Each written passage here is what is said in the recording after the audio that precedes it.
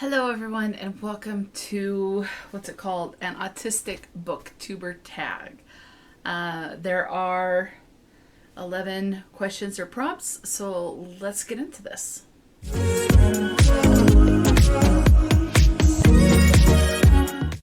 So I'll put the creator's information in the description box. This particular tag was created by Laura from the Real Life Kaz Brecker.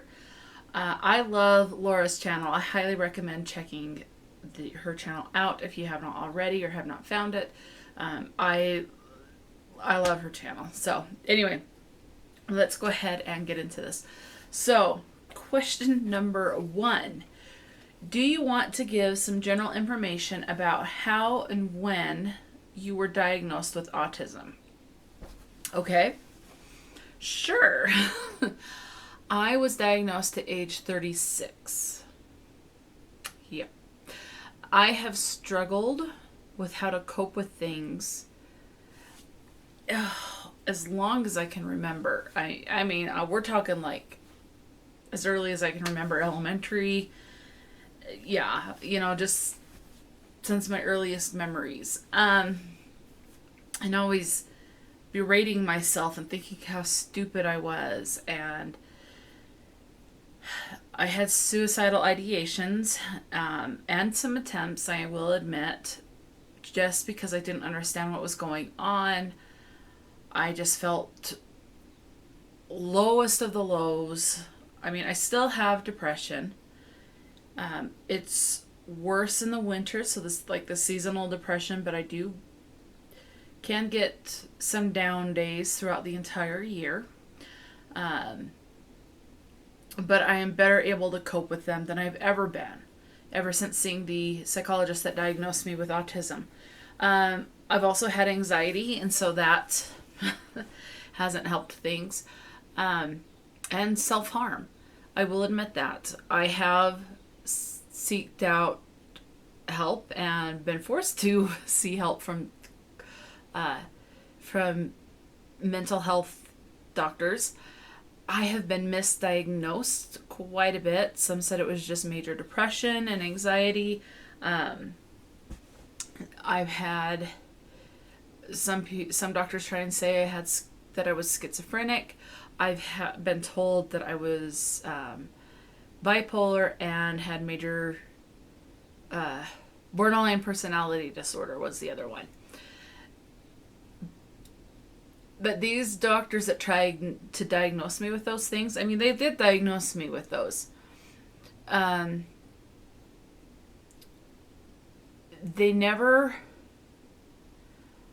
only answered the questions they asked.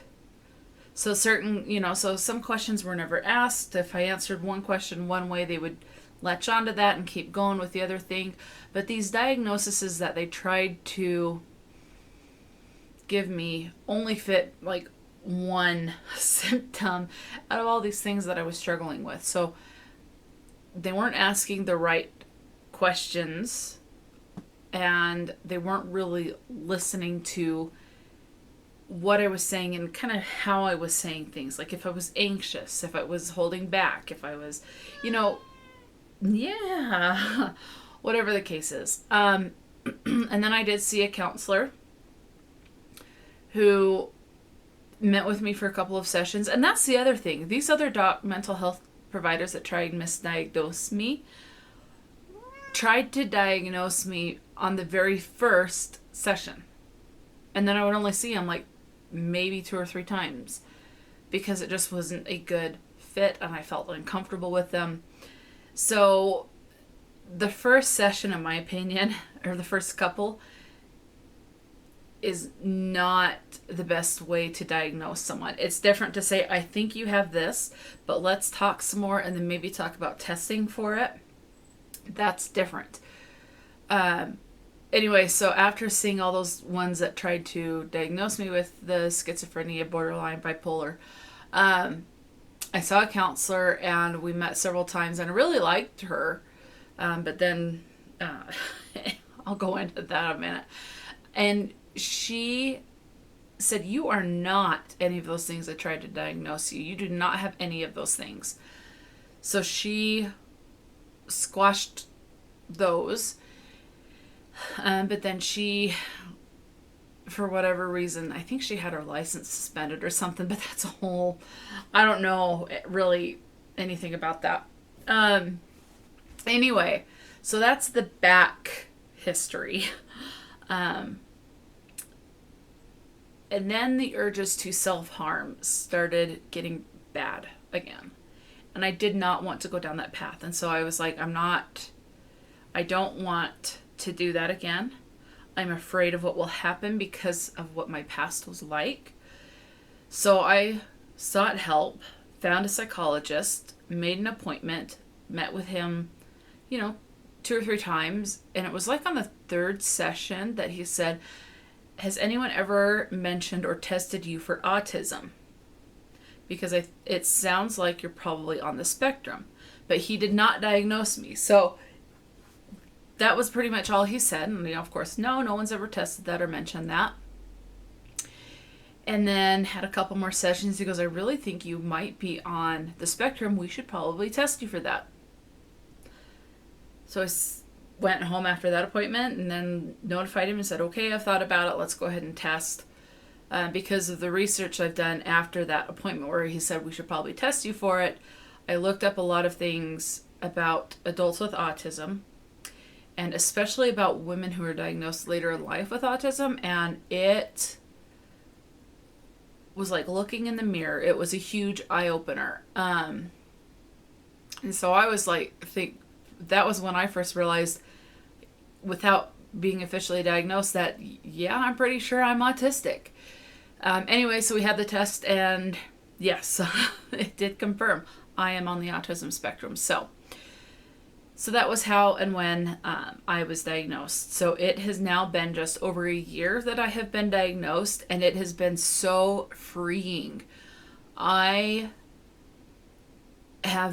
still struggle with not speaking up when something's bothering me with anyone other than my mom, really. And so I'm working on saying something when a certain noise bothers me or smell or whatever the case may be. So, and admitting what my thinking is. Like, I don't understand the joke, So it has been freeing that I've been able to not put on this front around my mom. I mean, I still do it when I'm out and about around people, because I don't want to offend and disappoint and be looked at like I'm weird, and I don't know, just anyway. So yeah, I do put on a front with other people. With my mom, I am much more for myself, and it just feels good not to act like I have to be someone else 100% of the time. So I'm good around my mom, but again, around other people, I still put up that facade in that front, or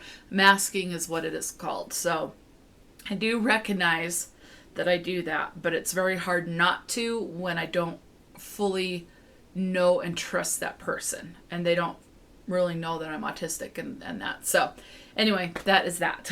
So a little bit more into it than I thought I would go, but there you go. Okay, so number 2, who is your favorite autistic author? I don't really know who my favorite autistic author is, and that's because I haven't paid attention to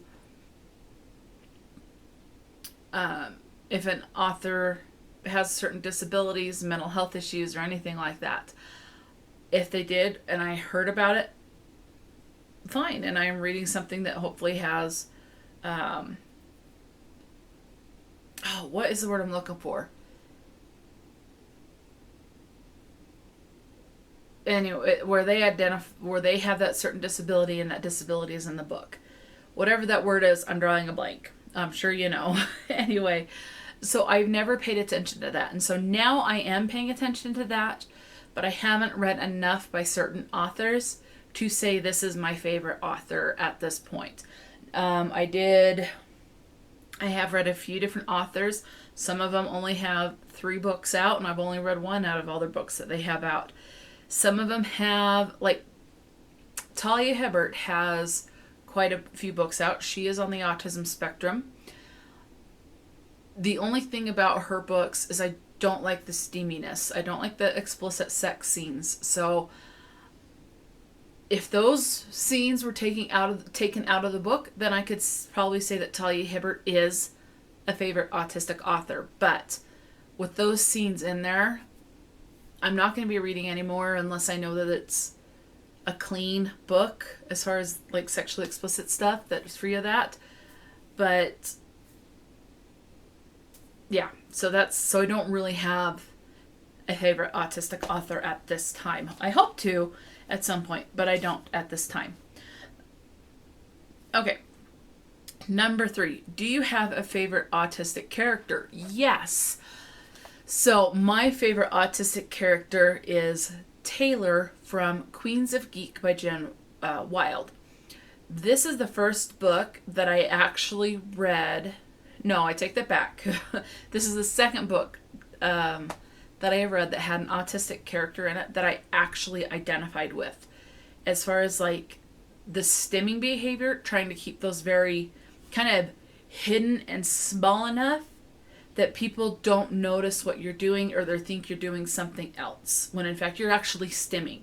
So, I mean, and that's just one of all of the things in the book.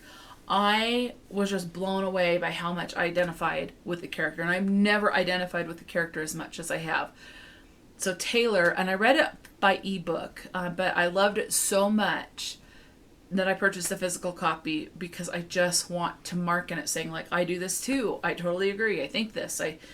Anyway, so at some point I will read the physical copy I got so that I can write and mark in it. And that will always be near and dear to me because it is the first one that I actually identified so much with the character. So yes, Taylor from Queens of Geek by Jen Wilde is my favorite autistic character. Okay, number 4. Which autistic character do you relate to the most? Well, I pretty much just answered this with who my favorite autistic character is. Taylor from Queens of Geek. So let's go ahead and move on to number 5. Do you have a character that you headcanon as autistic? Not currently. I did have a character that I headcanoned as autistic once I started learning more about autism, and that was Eleanor from Eleanor Oliphant is Completely Fine. And I was convinced that Eleanor from that book is autistic. And then I had someone, when I was doing the autistic readathon, send me a message asking if what I thought about the fact that it's like Eleanor has the traits. I can't remember exactly how it was worded, but basically that Eleanor is not autistic per the author. And then the person on Twitter actually sent me the link where the author denies that Eleanor Oliphant is autistic. So that blew my headcanon right out the water because she's not autistic per the author. It's the way she does things and handles things is more a product of her nurturing from her mother and how she was raised in a toxic environment, things like that. So that's why Eleanor is the way she is. She is not autistic, again, per the author. So that was the only one I've really ever headcanoned as autistic. Okay, number 6. Do you have any book-related items? Yes, I have one shirt I got from a book box that's purple, and it says, Talk Darcy to Me. I have a lot of Harry Potter shirts that I got from boxes that I did a while ago. Had to stop because I just didn't have the space for things.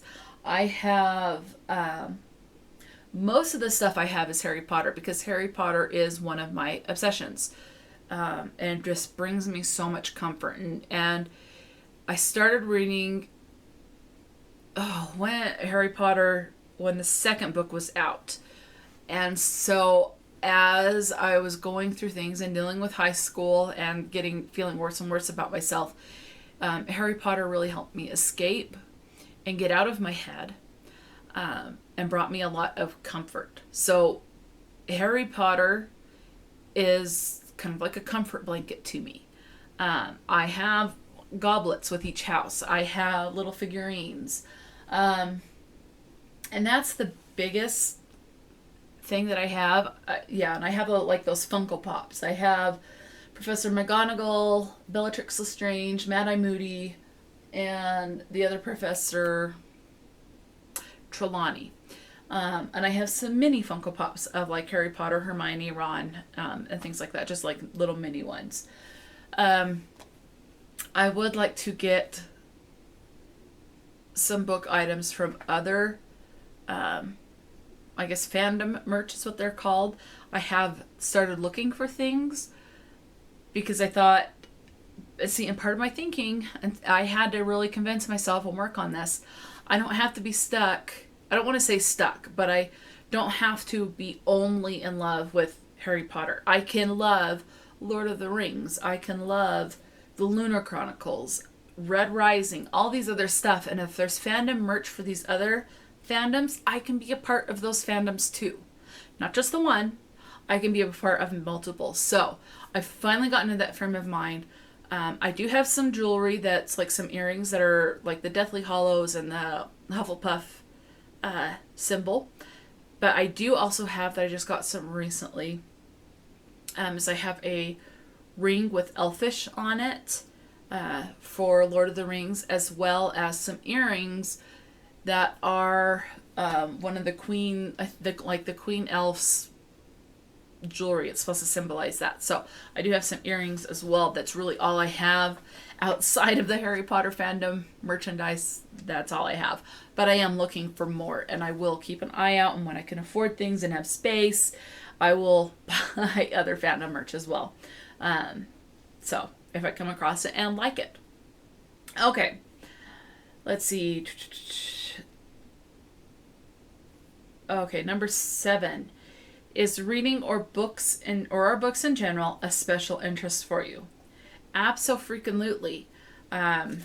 If you're friends with me on Goodreads, you may or may not have seen I have over 600 physical books yet to read.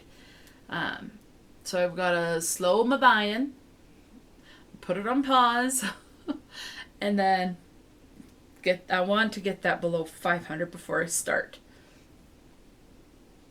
Or below 550 before I start buying anything, any more books. But we'll see how good I am with that. Because hang on, drop my thing. Books, I love the way they feel, unless they have deckled edges. I do not like deckled edges. But for the most part, I love the way they feel, whether it's hardback or paperback. There's like this smell. It's like opening a box of crayons. I love a box of new crayons smell. And the smell of opening up a new book is wonderful, and just the way it feels, it's very much a comfort thing. So yes, books are an obsession for me. Or a special interest, I should say, rather than obsession. Special interest. Let's see. Okay. Number 8. Who was the first autistic character that you encountered in a book? So Taylor from the Queens of Geek was the second one. Again, she is the one that I identified with. The first one, I can't remember his name. I want to say Christopher, but I don't know if that's right. But it's the character from a curious, I have it written down, Curious Case of the Dog in the Nighttime. That's the first one I encountered. I think that was more stereotypical of what you can see in Hollywood movies, of how people that are on the autism spectrum act. We're finally very slowly people are starting to realize it presents differently for each person that's autistic. But I think it'll be a long way to go before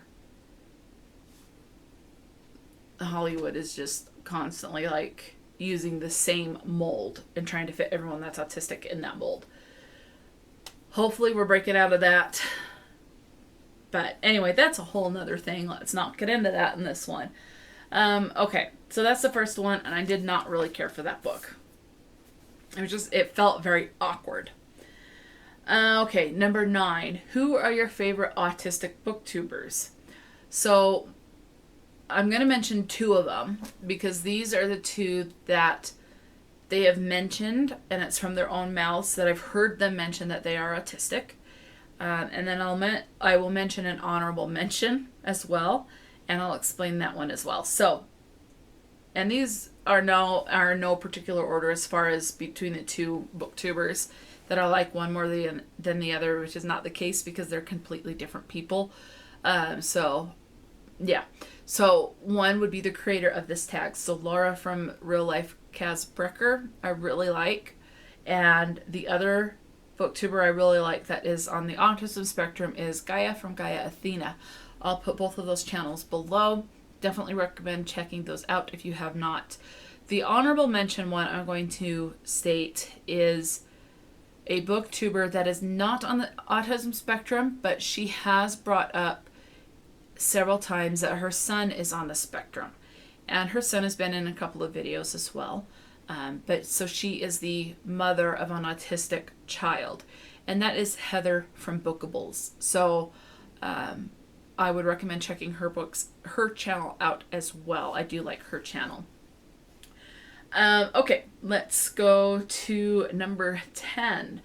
Which book with an autistic character are you looking forward to reading the most? Okay, so I started reading this one for the Autistic Readathon. I ran out of time. So I only got... I read less than 50. I ran out of time. And then I just wasn't really in the reading mind and space, in the mood, I guess, to read. So I put it down, but I do really want to read that. And I will read it at some point. And that is Viral Nation by Shanta Grimes. So the main character that you're seeing here is on the autism spectrum. She has a pet dog that helps her kind of calm. Clover is her name. So she is autistic, and Viral Nation is like there's this virus that has gone down and has killed a bunch of people. And it slowly kills them. They get pus thingies and they just decompose really quickly. So I just wasn't in the right headspace, and so I put it down. Wasn't in the mood to read, not only read this, but to read other stuff as well. So I put it down, but I will be picking this up at some point in the future. Okay, the last question is, which book by an autistic character do you recommend to everyone? Well, I could say Queens of Geek by by Jen Wild. I do recommend that one quite a bit.